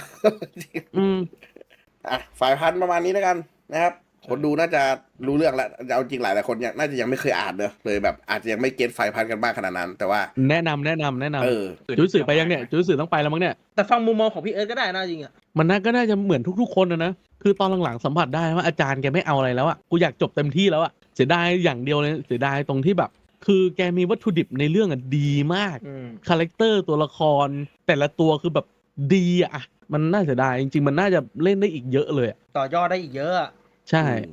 อันนี้คิดว่ามันน่าจะเป็นผลมาจากนี่ด้วยมั้งที่นโยบายใหม่ช่วงใหม่ของจัมป์ที่เขาแบบให้อิสระกันนักเขียนอะอยากจบเมื่อไหร่ก็จบอะไรเงี้ยแต่ก่อนเขาแบบเรื่องไหนกระแสดีเขาจะมีบก.แบบมาให้ยืดอะไรเงี้ยบางเรื่องยืดก็ดีบางเรื่องยืดแล้วก็ไม่ดีคิดว่าอาจารย์เก๋ๆพยายามหาทางลงแล้วไหมส่วนตัวนะผมว่าไม่ผมแบบรู้สึกแบบแกไม่เอาอะไรยิ่งกว่าฟูจิโมโตะอีกอะคือฟูจิโมโตะผมรู้สึกว่าถึงมันจะจบอย่างนี้ก็เหอะแต่ แต่ว่ามันมีความแบบเอาแต่ใจของตัวอาจารย์แกอยู่แล้วอ่ะ อืม แต่ว่าอย่างของอาจารย์เก๋ๆคือมันสัมผัสได้มาตั้งแต่ก่อนจบหลายตอนมากๆ ที่รู้สึกว่าแบบตั้งแต่ช่วงจรดลล้างบางยาวไปอ่ะ จนช่วงแบบก่อนศึกสุดท้ายนิดนึงอ่ะแม่งรู้สึกเลยว่าแบบแม่งไม่เอาแล้วกูอยากรีบจบแล้วอะกูทรมานเหลือเกินรู้สึกแบบปล่อยจอยอ่ะเอามาแชมเปี้ยนเจปังดีกว่าแชมเปี้ยนเจปังเนี่ยถ้าเราดูในอนิเมะนะมันจะจบตรงที่ไอตัวร้ายที่เป็นขนมปังคิริสกิกลับมาเป็นคนดี เพราะว่ามันโดนขนมปังที่ตัวเองสร้างกลืนกินร่างกายและจิตใจ ขนมปังที่ชื่อว่าซาตานทำขนมปังที่อร่อยมาก และขนมปังเนี่ยอยากจะทำให้ทุกคนกินได้ทุกวัน มันก็เลยสร้างขนมปังที่ชื่อว่าซาตานขึ้นมา แล้วแม่งกินไปกินมาแม่งโดนขนมปังที่ตัวเองทำเนี่ยล้างสมอง ก็เลยกลายเป็นตัวร้ายพี่อันนี้คือบอสของแชมเปี้ยนเจปัง เป็นตัวร้ายเพราะว่ากินขนมปัง กินขนมปังที่ตัวเองที่ตัวเองสร้างเยอะเกินไปอร่อยเกินไปไอคนที่สอนอาซึมะทำขนมปังนั่นแหละไอ้นั่นแหละคิริสกิที่ใส่แว่นดำตอนจบของอนิเมะก็คืออาซึมะเอาขนมปังไปให้ไอคิริสกิกิน แล้วคิริสกิก็เลยกลับกลายเป็นคนดี ไม่ได้เป็นคนช่วยอีกแล้วในคนเนี้ยทีนี้ที่อนิเมะเขาจบตรงนั้นเนี่ยนั่นเป็นเพราะว่าเนื้อหาในมังงะต่อจากนั้นเนี่ยมันไปไกลเกินกว่าการ์ตูนทำขนมปังแล้วหลังจากจบตรงนั้นไปเนี่ยนะครับมันจะเข้าสู่พาร์ทที่เรียกได้ว่าเลอะเทอะอย่างแท้จริงคือเป้าหมายของแชมเปี้ยนเจปังเนี่ยนั่นก็คือการที่อาซึมะจะทำขนมปังที่อร่อยให้คนญี่ปุ่นกินถูกไหมแต่ว่าตอนแรกๆเนี่ยมันก็เป็นผลงานการทดลองนะครับมันก็เลยตั้งชื่อว่าขนมปังเจปังหมายเลข1 2 3 4 5 6ที่มีหมายเลขเนี่ยเป็นเพราะว่ามันยังไม่สมบูรณ์ก็เลยต้องมีหมายเลขไว้ก่อนนะครับแต่หลังจากที่จบอนิเมะไปเนี่ยเนื้อเรื่องหลังจากนั้นเนี่ยขนมปังของอาซึมะจะทวีคูณความน่ากลัวขึ้นและจะไม่ค่อยมีหมายเลขตามท้ายอีกต่อไปแล้วนั่นหมายความว่าขนมปังของอาซึมะนั้นค่อยๆสมบูรณ์ขึ้นมาทีละนิดแล้วนั่นเองทุกครั้งที่คนที่กินขนมปังอาซึมะเข้าไปเนี่ยจะเจอรีแอคชั่นที่หนักหน่วงมากแล้วก็ไม่รู้ว่าจะกลายเป็นคนเมื่อไหร่นะครับอย่างมีคนหนึ่งก็คือคุณตาของอาซึมะที่เป็นคุณตาที่ยึดติดกับข้าวญี่ปุ่นมากจะไม่ชอบอาซึมะเลยเพราะอาซึมะแม่งทำขนมปังคนญี่ปุ่นต้องแดกข้าวเท่านั้นอะไรเงี้ยเป็นคุณตาแบบหัวโบราณอาซึมะก็เลยให้คุณตาเนี่ยแดกขนมปังตัวเองเข้าไปปรากฏว่าคุณตาคนเนี้ยกลายเป็นผีเสื้อยักษ์พี่แล้วก็ไม่กลับเป็นคนแล้วแม่งบินเข้าป่าหายไปเลยแล้วก็มีครั้งหนึ่งอาซึมะสู้กับแชมป์ทำขนมปังอะไรไม่รู้แล้วชนะการที่ชนะเนี่ยทำให้คู่ต่อสู้ที่ได้ชิมขนมปังของอาซึมะไปคำหนึ่งเนี่ยกลายร่างเป็นเขื่อนกั้นน้ำที่มีคนสามารถไปว่ายน้ำได้ด้วยเป็นเขื่อนกั้นน้ำจริงใช่ What the fuck แล้วอาซึมะครั้งหนึ่งก็ได้ต่อสู้กับเด็กที่มาจากอิตาลีไอหมอเนี่ยเป็นนักทำพิซซ่าขั้นเทพเพราะว่าของที่อิตาลีก็คือหอเอ็นเมืองพิซซ่าเวลาใครแดกขนมปังหรือว่าพิซซ่าของไอเด็กนี่ไปมันจะเดินเอียงน้ำในหูไม่เท่ากันแล้วแม่งก็มาแข่งกับอาซึมะพอแข่งกับอาซึมะแม่งแพ้แม่งกลายเป็นเต่าไอเด็กกลายเป็นไม่ถึงไอเด็กนั้นกลายเป็นเต่าเด็กกลายเป็นเต่าไอ้เหี้ยมันจะมีก็คือไออาซึมะทำขนมปังสู้กับตัวร้ายที่เป็นพี่สาวของนางเอกยูกิโนะชื่อยูกิโนะทำให้กลายเป็นอากาศจากคนกลายเป็นอากาศไม่มีร่างกายจนยูกิโนะตัวร้ายเนี่ยต้องไปอาศัยอยู่ในตุ๊กตาลมยางคือเฮี้ยมากมีหนักกว่านั้นอีกก็คือจำไอ้หลอยถ้วยได้ไหมไอ้คุโรอย่างงี้ที่มันกระซิบใส่พวกมันจะมีคนหนึ่งมันจะเป็นหมูที่แบบที่บอกว่าฉันอยากชนะในการแข่งขันทำขนมปังครั้งนี้เพื่อที่ว่าฉันจะได้แต่งงานกับเมียฉันจะได้อยู่กับเมียฉันอะไรประมาณเนี้ยผมไม่รู้ไว้ในใจคนอื่นจำได้ไหมแต่ไอคนนั้นหลังจากเนื้อเรื่องหลักของอนิเมะจากไปเนี่ยไอหมอนั่นมันก็เข้าไปในป่าเว้ยแล้วมันก็มีเพื่อนเป็นหมูพอมีเพื่อนเป็นหมูมันก็อยู่ตัวมันก็กลายเป็นหมูมีจมูกเป็นหมูหางเป็นหมูหูเป็นหมูแล้วมันก็ออกมาสู้กับอาซึมะแน่นอนว่าแพ้แล้วพอแพ้ปุ๊บแม่งกลายเป็นหมูออมสินกระปุกหมูออมสินแล้วโดนทุบแตกแล้วเรื่องเกี่ยวกับขนมปังเรื่องทำขนมปังสู้กันไอ้เหี้ยแล้วตอนจบก็คือเอาขนมตอนจบก็คือไอ้เนี่ยไอ้บอสคิริสกิยูอิจิเนี่ยในคนเนี้ยกลายร่างเป็นปีศาจเป็นเจ้าแห่งขนมปังคือเป็นปีศาจที่มีหัวเป็นกระทิงแล้วทั้งตัวเนี่ยเป็นขนมปังเต็มไปหมดเลยตัวใหญ่ๆนะอาซึมะก็เลยทำขนมปังครั้งสุดท้ายขนมปังเจปังขั้นสุดยอดให้คาวาจิกินคาวาจิก็เลยกลายเป็นนักมวยที่แข็งแกร่งแล้วก็เลยไปต่อยจนชนะบอสหลังจากนั้นก็โลกก็สงบสุขแต่ยังไม่จบเพราะมีภาวะโลกร้อนเข้ามาแทรกทีเนี้ยภาวะโลกร้อนเนี่ยจะทำให้แผ่นดินบราซิลเนี่ย น้ำทะเลจะท่วมบราซิลภายในเวลาไม่เกิน10 ปี20 ปีเปียโรที่เป็นตัวตลกเนี่ยเขาก็เลยอยากให้อาซึมะทำขนมปังที่ทำยังไงได้ที่ทำให้โลกไม่ร้อนได้ไหมเพราะการหมักขนมปังเนี่ยมันใช้คาร์บอนไดออกไซด์เป็นแก๊สทำให้ขนมปังมันพองขึ้นมาใช่ไหมเพราะฉะนั้นการที่โลกร้อนเนี่ยนั่นก็เป็นเพราะว่าคนแดกขนมปังเพราะฉะนั้นมึงต้องทำไงก็ได้ให้ขนมปังโลกไม่ร้อนเพราะไม่งั้นแผ่นดินบราซิลเนี่ยมันจะจมนะเรื่องก็เป็นอย่างนี้นะครับไออาซึมะก็เลยทำขนมปังที่ไม่ต้องผ่านการหมักเว้ยพอทำขนมปังที่ไม่ต้องหมักก็แปลว่าโลกไม่ร้อนนะครับและคนที่กินเข้าไปเนี่ยก็คือเปียโรพอกินไปปุ๊บเรีแอคชั่นครั้งนั้นทำให้เปียโรกลายเป็นแผ่นดินบราซิลทั้งแผ่นดิน และแผ่นดินบราซิลนั้นก็ยกตัวสูงจากพื้นน้ำทะเลทำให้น้ำทะเลไม่ทางท่วมแผ่นดินบราซิลได้ผลจากการทางนั้นทำให้อาซึมะได้รางวัลโนเบลสาขาสันติภาพโลก จบภาค 1 โอเคกูฟังอะไรอยู่เนี่ย คุณแม่จ๋าเนี่ยกูบอกโอ้ยฉันฟังอะไรอยู่วะเหมือนกันฟังอะไรอยู่ถึงแม้จะเคยได้ยินมาแล้วหลายครั้งแต่ก็รู้สึกว่าฟังอะไรอยู่ดีเป็นไงฮะนี่แหละคือตอนจบเจปังภาค 1ครับตอนจบให้ดาซุมมายกแผ่นดินแต่เปียโรกลายเป็นแผ่นดินไอเปียโรที่แดกกลายเป็นแผ่นดินจริงผมจำได้แต่ว่าตอนไหนจำไม่ได้ละแต่ไอคาวาจิใช่คาวาจิมันเป็นดาซิมแล้วก็ยกแผ่นดินขึ้นใช่ขอบคุณดังบิวเวอร์ขอบคุณมากครับอยากดูภาค 2ไหมนี่ภาค 2อันนี้ภาค 2นะภาค 2นะครับก็คือพระเอกของเรื่องนี้นะครับมันชอบดูการ์ตูนเรื่องเจปังมากแล้วบ้านมันเป็นร้านทำขนมปังก็คือเอาง่ายๆว่าเจปังภาค 1เป็นแค่การ์ตูนเว้ยแต่ภาค 2เนี่ยพระเอกบ้านทำขนมปังอยู่แล้วพ่อแม่ทำขนมปังอยู่แล้วก็เลยโตขึ้นมาเนี่ยด้วยการดูการ์ตูนเรื่องเจปัง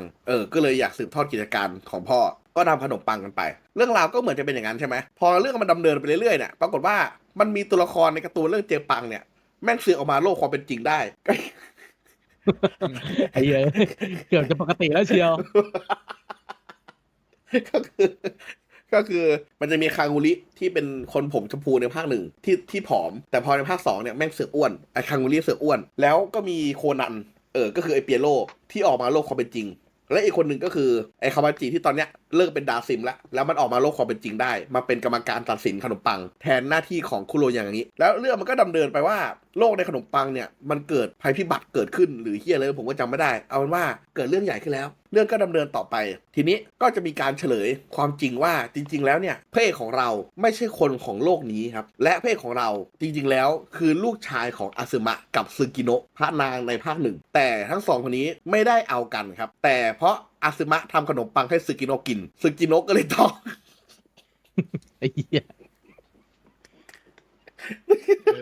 อะไรก็ได้แล้วอะตอนเนี้ยอะไรก็ได้ ใส่อะไร แล้ว เข้าไปในขนมปังถึงท้องได้ กูก็อยากรู้อยู่ก็เลยท้องนะทีนี้ก็เลยท้องทีนี้พอท้องเนี่ยซึกิโนะก็เลยมาคลอดลูกที่โลกภายนอกที่ไม่ใช่โลกในขนมปังเพราะเหมือนกับรู้ว่าโลกในขนมปังมันโดนเพ่งเล็งอยู่อะไรประมาณนี้ผมก็จำไม่แม่นนะก็เลยมาคลอดลูกที่โลกความเป็นจริงแล้วก็ทิ้งไว้ที่โลกภายนอกให้กับนักทำขนมปังโลกจริงเลี้ยง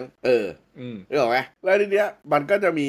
เหมือนการต่อสู้เพื่อปกป้องโลกในเจปังแล้วก็โลกความเป็นจริงที่อะไรไม่รู้ว่าทำให้ตอนสุดท้ายเนี่ยเกิดการต่อสู้ขึ้นเป็นร่างขั้นสุดยอดเดี๋ยวไปดูเนี่ยอันเนี้ยแม่งเบอร์เซิร์กเลยเยี่ยมดูดิเรฟเฟรนซ์สุริยคาตเนี่ยแต่ว่าเป็นหน้าคุณลุยอย่างนี้แล้วก็มีขนมปังอันนี้คือการตัดสินครั้งสุดท้ายของการต่อสู้ขนมปังไอสัตว์ดูดิแม่งมาเป็นแบบสุริยคาตเบอร์เซิร์กแล้วก็ให้ทำขนมปังแข่งกันผมลืมบอกเลยอาซึมะเนี่ยอยู่ๆก็กลายร่างเป็นประเทศญี่ปุ่นเนี่ยคือประเทศญี่ปุ่นเนี่ยคืออาซึมะอันนี้คืออาซึมะที่กลายร่างเป็นประเทศญี่ปุ่นและเอามือเนี่ยดันเพื่อช่วยพวกพระเอกเพราะตอนนี้การต่อสู้มันระดับจักรวาลแล้วผมลืมบอกเลยว่าตัวร้ายของภาคนี้เนี่ยก็คือไอ้หัวเห็ดครับของภาค 1นี่ไอ้หัวเห็ดจำได้ไหมไอ้หัวเห็ดที่สามารถก๊อปปี้พลังของทุกคนแต่ว่าก๊อปปี้ได้ 80% แล้วแม่งโดนทิ้งให้เฝ้าร้านตลอดมันแค้นเว้ยมันแค้นภาค 2มันก็เลยกลายเป็นร้านบอสเพื่อที่แบบอยากมีตัวตนและนี่ก็คือร่างหลอมรวมครั้งสุดท้ายพระนางที่เป็นพี่น้องกันหลอมรวมร่างเป็นหนึ่งเดียวกันรวมร่างกันต่อสู้ปราบจอมมารขนมปังแล้วโลกก็สงบสุขโลกในขนมปังแล้วก็โลกความเป็นจริงก็สงบสุขหลังจากนั้นผ่านไป3 เดือนตัวละครจากโลกขนมปังก็โผล่มาโลกความเป็นจริงอีกพร้อมกับนี่มันคือยุคสมัยของต่างโลกเว้ยกูอยู่ต่างโลกแล้วอยู่ๆก็มีมอนสเตอร์โผล่มาแล้วอยู่ก็มีสัตว์ประหลาดโผล่มาแล้วพวกตัวเองก็กลายเป็นจอมเวทกลายเป็นนักดาบต่อสู้เข้าดันจบเรื่องมันกาวเฮี้ยแล้วก็ไม่รู้คุณเอิร์ธมีเรื่องอื่นไหมเรื่องที่อะไรนะเรื่องที่แบบจบแบบไม่ค่อยดีเท่าไหร่ ไอ้ที่ว่าจบเที่ยนี่ยังนึกไม่ออกเหมือนกัน สำหรับผมว่ามีกันดั้มไอรอนบัตออฟเฟนภาค 2คือกันดั้มไอรอนบัตออฟเฟนเนี่ยถ้าใครได้ดูนะก็จะรู้ว่ามันเป็นกันดั้มที่มันมากๆนะครับมันมากๆแบบคล้ายๆดับเบิลโอเลยนะฟีลลิ่งอ่ะเป็นแบบทหารเด็กที่แม่งต่อสู้เพื่ออิสรภาพของตนเองเทคาดันเป็นกลุ่มทหารเด็กที่หวังว่าวันหนึ่งชีวิตจะดีขึ้นจากการทำสงครามแต่ทีเนี้ยเหมือนในภาค 2เนี่ยคนเขียนบทเขาจงใจให้เรื่องเนี้ยจบแบบแบดเอนดิ้งเว้ยจงใจเลยนะจงใจแบบวางมาตั้งแต่แรกเลยแต่ซีซั่น1เนี่ยเป็นทุกคนยอมรับว่าแม่งสนุกมากคือตัวละครที่ตายทั้งตัวดีทั้งตัวร้ายเป็นอะไรที่แบบสมควรแล้วอะไรเงี้ยมันบทมันดีมากจำไม่ได้ที่พี่อ้วนในซีซั่น1ที่ตายอ่ะที่ร้องไห้เลยอ่ะแบบดีมากแต่พอขึ้นซีซั่น2อ่ะมันจงใจให้ทุกการกระทำของพระเอกอ่ะแม่งเป็นการกระทำที่ผิดทั้งหมดอย่างเช่นเข้าฝั่งระหว่าง A กับ B ถ้าเข้าฝั่งเลือกฝั่งไหนฝั่งพระเอกอ่ะจะเลือกผิดตลอดภาค 2เข้าฝั่งกับมาเฟียแล้วกลายว่ามาเฟียชอบแก๊งเทคาดันกับลูกพี่มากก็กลายว่าแก๊งมาเฟียก็คอมเมนต์กันเองอีกแล้วก็แม็กกี้แม็กกี้ภาค 1วางแผนมาอย่างฉลาดมากๆมีอุดมการณ์อย่างงู้นอย่างนี้อย่างนั้นแกล้งหลอกให้แม่งตีกันเองแล้วมาตลบหลังทำนู่นทำนี่ทุกอย่างคือดีเพอร์เฟกต์มากแต่พอมาซีซั่น2พอรู้ว่าแม็กกี้เคยโดนเอาตูดเท่านั้นแหละอยู่ๆสมองแม่งหายเลยสมองฝ่อเลยคิดแต่ว่ากูจะยึดบาเอลเป็นของกูให้ได้ถ้าได้บาเอลเมื่อไหร่พวกมึงจะต้องยอมสยบให้กับกูเพราะบาเอลคือหุ่นแข่งราชันที่อะไรไม่รู้ถ้าใครที่ครองบาเอลได้ทุกคนจะต้องยอมสยบให้แก่ข้าแต่อาจจะลืมไปว่านั่นมันคือหุ่นเมื่อ 200-300 ปีที่แล้วและการที่ใครก็ไม่รู้หัวนอนไปเท้ามาขับบาเอลเนี่ยมันก็เลยไม่ได้ทำให้ใครเชื่อมึงเลยแม้แต่คนเดียวนะครับสมองหายกลายเป็นว่าจากที่วางแผนอย่างฉลาดเป็นมาสเตอร์มายด์ในภาค 1ภาค 2แม่งกลายเป็นตัวตลกไอ้เหี้ยตลกจริงด้วยสัตว์แก้ผ้ายืนหัวเราะกลางสงคราม แล้วก็ลงไปสู้ไม่มีแผนการตายเหี้ยอะไรไม่รู้งงสัสงงจริงแต่สิ่งที่ต้องบอกตามตรงว่าสะใจมากก็คืออีโอกุจันตายอนาถอันนี้คือสิ่งที่แบบสะใจอีโอกุจันแม่งตัวละครที่แบบทุกคนน่าจะเกลียดมันเป็นเอกฉันท์นะแล้วแม่งตายอนาถจัดโดนบี้แล้วก็นั่นแหละพระเอกตายนะครับฝั่งพระเอกตายหมดเลยเกือบหมดมิกะก็ตายออก้าก็ตายให้กลายเป็นมีมจงมุ่งไปข้างหน้าเทคคดันไอ้แบบตายยังไงให้กลายเป็นมีมไอ้เหี้ยแล้วเรื่องก็จบที่พวกพระเอกแพ้ในสายตาชาวโลกชาวอวกาศพวกพระเอกคือตัวร้ายที่โดนปราบปรามไปทำให้เด็กๆที่เหลืออยู่ของเทคคดันอยากจะล้างแค้นเอาคืนบางส่วนอยากจะล้างแค้นเอาคืนแล้วมันก็จบอย่างเงี้ยจบแบบเฮี้ยแล้ววะที่กูสาดูความพยายามของพวกมึงที่แบบอยากจะให้ชีวิตของพวกมึงได้ดีมาตั้งแต่ซีซั่น 1ทำไมมันจบลงที่โศกนาฏกรรมแบบนี้ทุกคนตายหาหมดเลยอะไรเงี้ยนี่ไม่ใช่ตอนจบที่คาดหวังเลยแม้แต่นิดเดียวเพราะว่าทุกคนก็คงจะคาดหวังคล้ายๆกันก็คืออยากเห็นไอ้พวกเนี้ยมีชีวิตที่ดี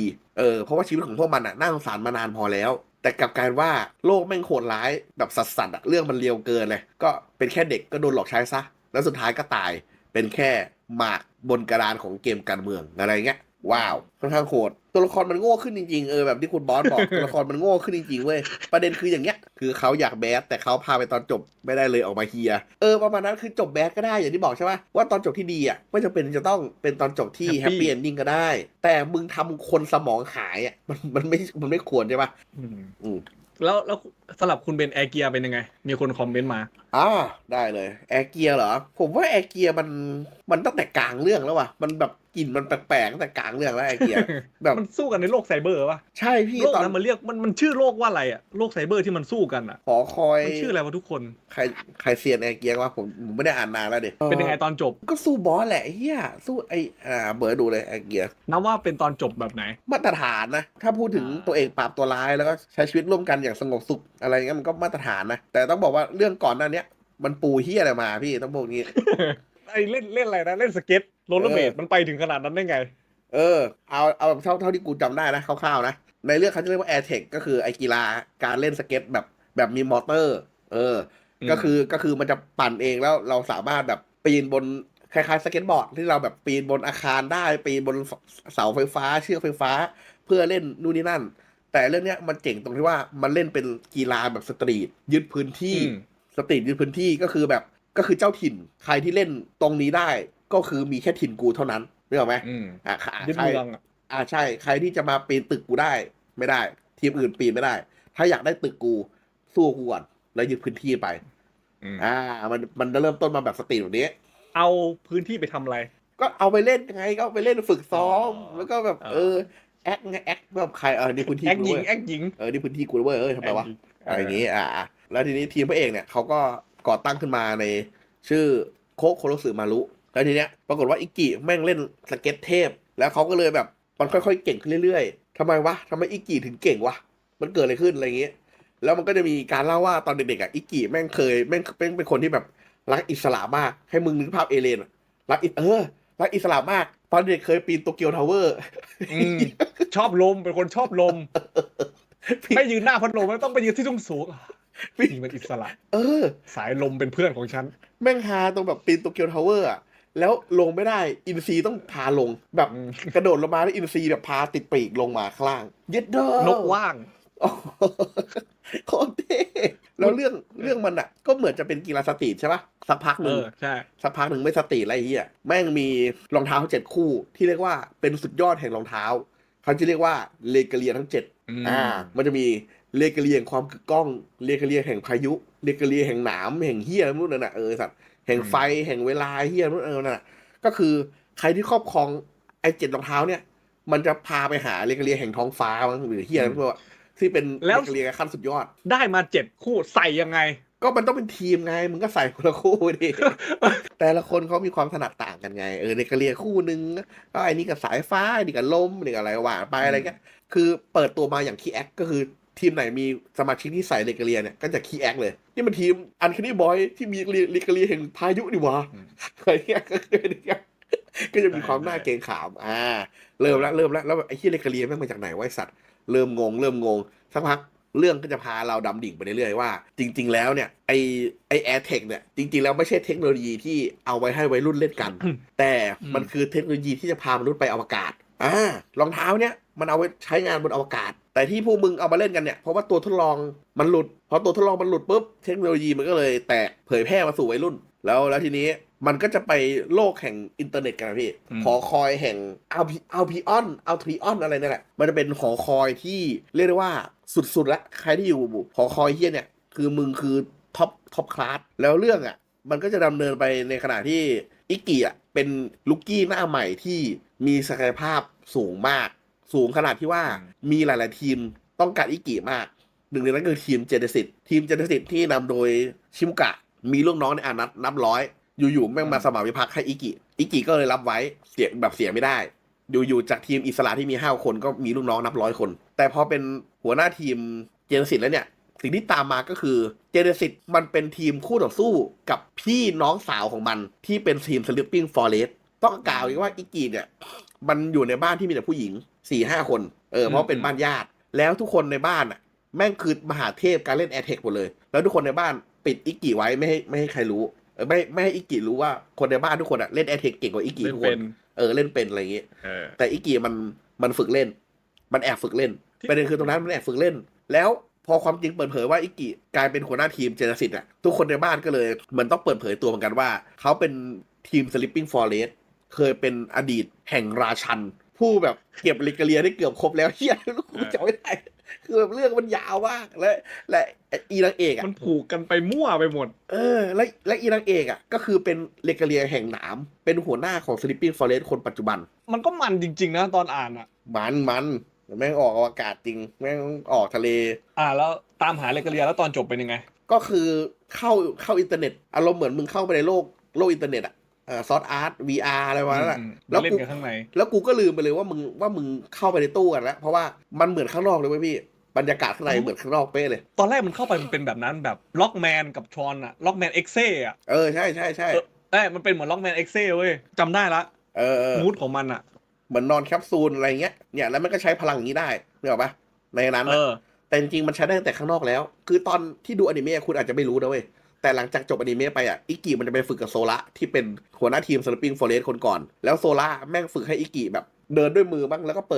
ก็ใช้มือเปิดกระโปรงพยาบาลที่อยู่ในโรงพยาบาลอะไรเงี้ยก็คืออิกิแม่งมีพลังที่แบบสามารถแบบปล่อยสายลมออกจากมือ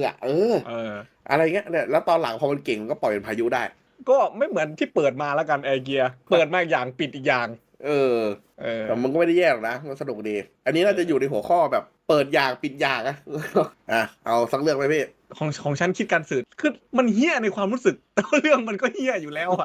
อันที่ไป บอกว่าความรู้สึกกูมันก็เฮี้ยตอนจบที่มันลงยานจอดชุ่มทุกคนเย้อะไรวะพระเอกชื่ออะไรวะ คุณโดโด โคโรโนะคุงหน้าต่อไปก็คือกระดาษขาวมึงจะไปก็ไปอย่างนี้เลยเหรอแต่ถ้าไม่นับตอนจบหน้าสุดท้ายของมันอ่ะคุณเบนคิดว่ายังไงไอ้ที่มันไปพูดกับไอ้เอเลี่ยนพระเจ้าอะไรของมันอ่ะ มันก็แบบก็โอเคอะมันก็กันเสือพี่ มันก็แบบมันให้ความรู้สึกแบบ สิ่งนี้ก็สามารถเกิดขึ้นได้สินะชนะแล้วเหรอแบบนี้ก็ได้เหรอได้แหละมั้งจบแล้วเหรอได้แหละมั้ง คือมันสตาร์ทมาเป็นเอเลี่ยนมั่วๆของมันอยู่แล้วอ่ะ อืม ทั้งเรื่องบอลกันสึที่ส่งรหัสลงมาให้ลูกคนนั้นแล้วลูกคนนั้นก็เอาไปพ่อมันก็ไปแปลงรหัสเป็นกันสึใช่ไหม อืม คือเรื่องมันก็เฮี้ยอะไรก็ไม่รู้อยู่แล้วอ่ะแต่ถามว่าตอนจบมันก็เฮี้ยแหละ อืม เอางี้ถ้าใช้นิยามคำว่าเฮี้ยแหละคงเป็นเฮี้ยแหละที่ตัดจบแบบอะไรแบบนั้น โดยที่ยังไม่ได้อธิบายเรื่องราวหลังจากเหตุการณ์ใหญ่ที่จบมาเนี่ยอยากให้มี after story เว้ยเอาพูดตรงๆนะกูไม่ชอบการตัดจบเลยแบบเนี้ยแบบ อยากให้เราว่าจบแล้วสินะเรื่องราวทั้งหมดที่พวกเราสู้ฝ่าฟันกันมาทาเอะไปเยี่ยมหลุมศพแม่พี่คาโต้ได้กลับไปหาน้องไปกินข้าวด้วยกันมันควรจะอิ่มเอมกว่านี้ถึงเรื่องมันจะมั่วแต่มันก็ควรจะมีเรื่องราวที่อธิบายให้ฟังว่าผ่านความเหนื่อยยากลำบากมาเป็นยังไง อืม เลกะใช้ชีวิตต่อยังไง มันควรจะอธิบายเรื่องราวแบบนั้นอ่ะแต่ว่าการสื่อมันจบลงไปคือมันอาจจะเป็นเกราะป้องกันของตัวการสื่อเองก็ได้ที่การสื่อมันอะไรก็ได้แบบนี้ถ้านั้นมันจะจบด้วยอะไรก็ได้ แบบนี้มันก็คงไม่เป็นไร แต่ว่าในพาร์ทการเขียนเรื่องราวทั้งหมดอ่ะ อืม มันก็ควรจะอธิบายเว้ยไม่ต้องเล่าทั้งหมดก็ได้ว่าตัวละครมีความสุขหรือแบบไรแค่เล่าชีวิตธรรมดาหลังจากการต่อสู้อันยาวนานเป็นยังไงเหมือนแบบกราฟมันไม่ได้ผ่อนอ่ะแบบกราฟมันขึ้นแล้วมันตัดกราฟเลยมันไม่ใช่ตัดกราฟแบบตัดกราฟลงนะแต่คือกราฟมันขึ้นปุ๊บ แล้วมันเอาแบบยังลบมาลบกราฟที่จะลงทิ้งอ่ะมันเลยไม่อิ่มอ่ะแต่ถามว่าเฮี้ยไหมมันเฮี้ยในความรู้สึก ซึ่ง อืม กระสือมันก็มั่วมาอย่างนี้มาตั้งแต่แรกอยู่แล้วแต่ถามว่าสนุกไหมมันก็สนุกดี ผมมองว่ามันคล้ายๆกรณีเชนซอว์แมนกันนะ ที่แบบทิ้งเราไปเลยอ่ะแต่อย่างน้อยอันนี้ก็ใจดีหน่อยที่แบบก็เฉลยเรื่องเอเลี่ยนเรื่องชุดให้หน่อยนิดนึงไม่แบบสุดโต่งขนาดไอ้ฟูจิโมโตะอะไรอย่างเงี้ยวันนี้ก็ได้เห็นการ์ตูนที่เริ่มอย่างสวยแล้วก็เป็นการ์ตูนที่รักของพวกเราทุกคน แต่ตอนจบเนี่ยบางทีอาจจะไม่ได้เป็นดังหวังนะหรือหลายๆครั้งมันเป็นตอนจบที่รับไม่ได้รู้สึกรับไม่ได้ด้วยซ้ำในบางในส่วนใหญ่เลยอะเริ่มมาด้วยกัน เราก็อยากจะเห็นตัวละครมันสำเร็จไปด้วยกันกับเราที่อ่านแบบตั้งใจอ่านมันอะไรเงี้ยแต่ผลสรุปบางทีมันออกมาไม่เป็นดังหวังผิดหวังบ้างตัวละครอาจจะล้มเหลวบ้าง เรื่องราวอาจจะไปอีกทางหนึ่งบ้าง คือมีหลากหลายองค์ประกอบที่ทำให้รู้สึกเคว้งคว้างและไม่เต็มอิ่มกับเรื่องราวที่เราได้อ่านไป แต่สุดท้ายแล้วยังไงมันก็พอนึกถึงอ่ะมันก็จะนึกถึงแต่สิ่งดีๆที่เคยได้รับจากมันมา ก็เป็นอะไรที่เสียดายใช้คำว่าเสียดายแล้วกันนะครับที่แบบ